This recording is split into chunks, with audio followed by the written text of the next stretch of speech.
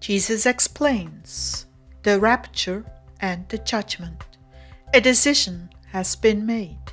Rima from July 7th, 2021. Words from Jesus through Sister Clare. Spoken by Jackie. Jesus began. My heart is sick unto death, beloved. So great is the iniquity of my people, that I do not wish to see it for even one more day. And yet there are exceptions to this. There are those who love me with every fiber of their being. And yes, you are one of those. Do not fear. You have loved me with great purity of heart, despite the distractions, the condemnations hurled at you by the enemy, even the invitations to worldly gain.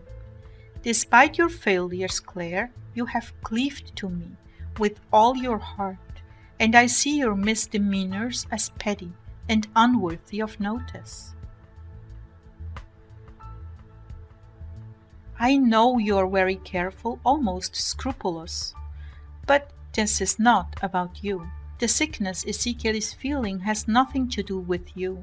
It is about the decaying, rotten corpse of my church, and yet you are of the part that is healthy and strong in love and devotion.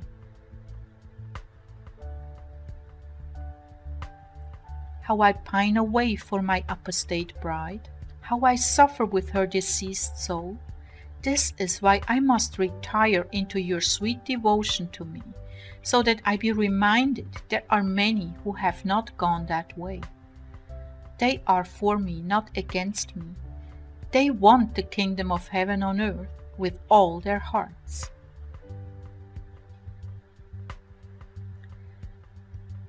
But those poor, misguided, uncircumcised souls whose consciences are sealed shut, for them I mourn, and the stench of their corpse reaches to heaven, so foul is it.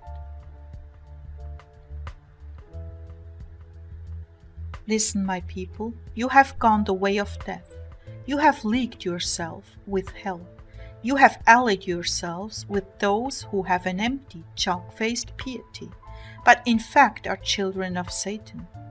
You have not sought my heart nor my will, but have chosen the ways of the world.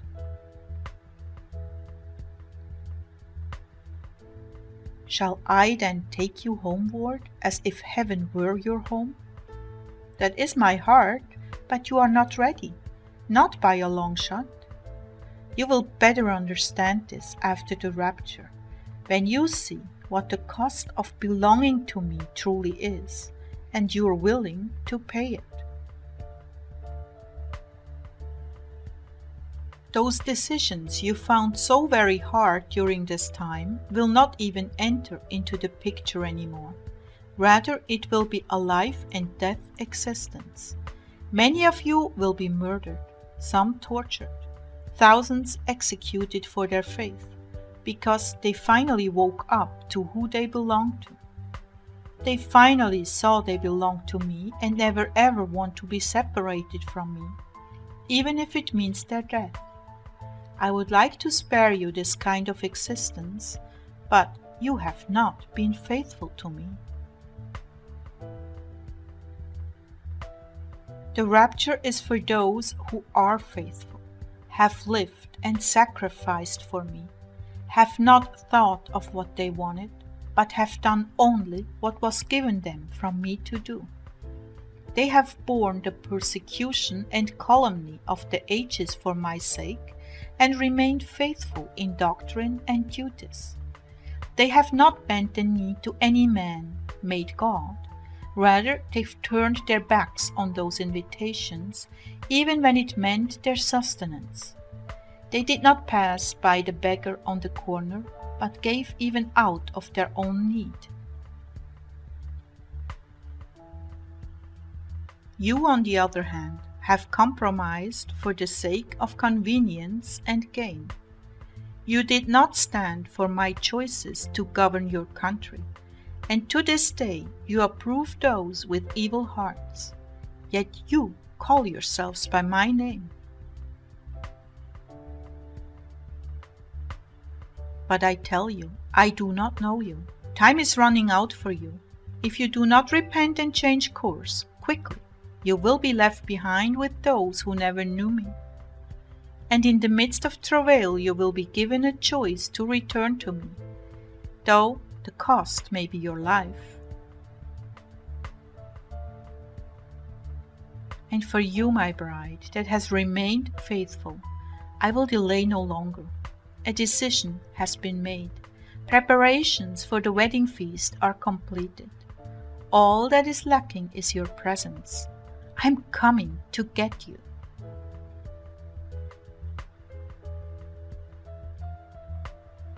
Continue on this course, my precious ones. I long with all my heart to relieve you of the burdens of this world and take you to myself. Keep your eyes heavenward. I'm coming very soon.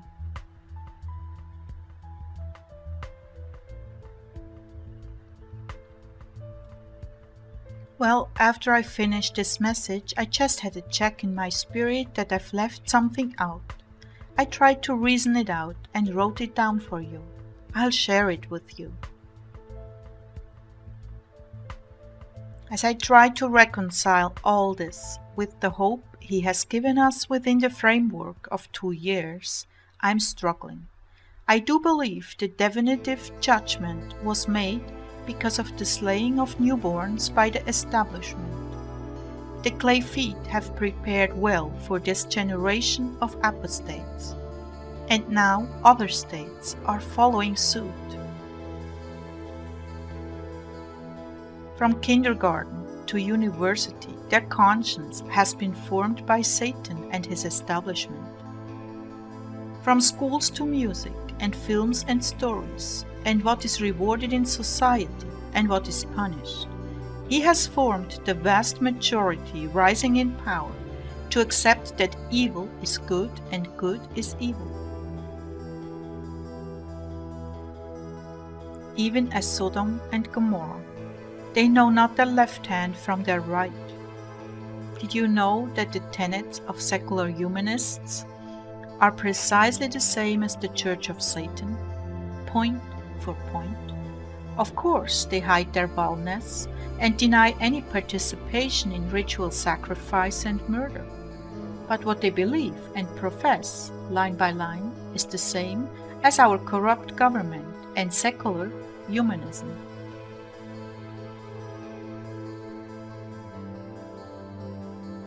But the older generation in power is so corrupted and compromised, for them it is as if there were no such thing as right and wrong.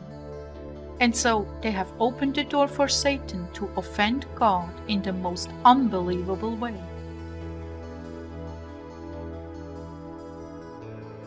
How can it be that a child born into this world is put to death because its mother doesn't want it? Why is it that these children are not given up for adoption? So many childless couples are waiting to adopt a baby. Is it the depopulation agenda? Is it just because the Satanists need the blood of newborns that they are put to death, frozen and shipped in boxes to some unknown location where they will be harvested for organs? I look at the landscape and all I can see are irrational people voting for these criminals and opposing our president at every turn. Tremendous opposition.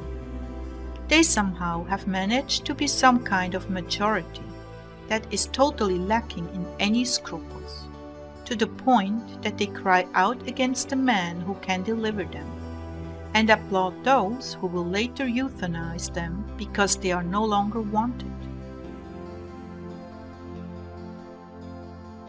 Forgive me, Lord, if my opinion is contrary to your thinking, because your ways are so much higher than ours. But I cannot see revival in this atmosphere, although I can certainly see judgment, like fire falling on this nation.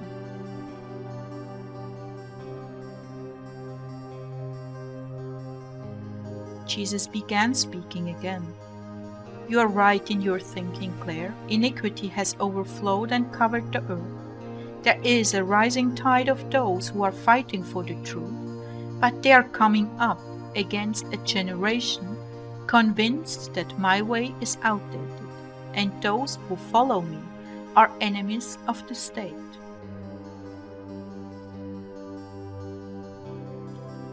This blow to the heart of my Father has ushered in judgment where mercy was planned.